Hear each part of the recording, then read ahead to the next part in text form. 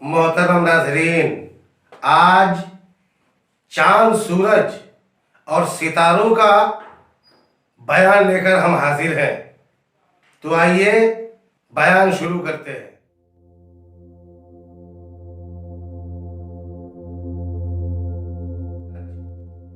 زمین و آسمان کے درمیان، زمین و آسمان کے بیچ میں ایک گھیرے میں ہے، اور ستارے زمین و آسمان کے درمیان نورانی زنجیروں میں لٹکی ہوئی قندیلوں کے اندر موجود ہیں۔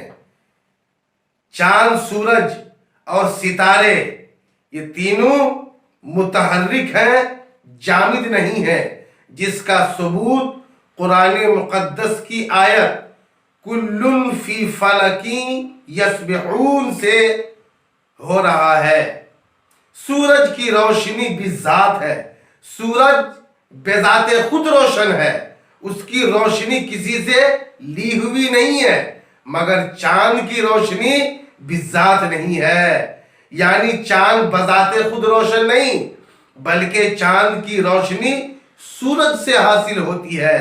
چاند ایک آئینہ کی طرح ہے، سورج کی روشنی چاند پر پڑتی ہے تو چاند اپنی روشنی زمین کی طرف پھینکتی ہے۔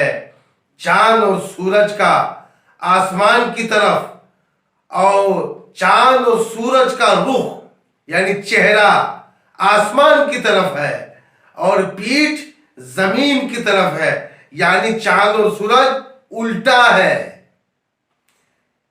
چاند زمین سے چھوٹا ہے، زمین چاند سے چوگنی بڑی ہے، مگر سورج زمین سے تقریباً 13 لاکھ گنا بڑا ہے۔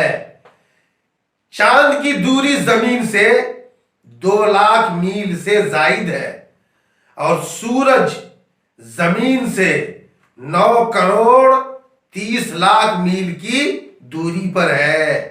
اللہ تبارک و تعالیٰ کی بارگاہ میں دعا ہے کہ ہم سب کو شریعت مصطفیٰ پر عمل کرنے کی توفیق رفیق عطا فرمائے۔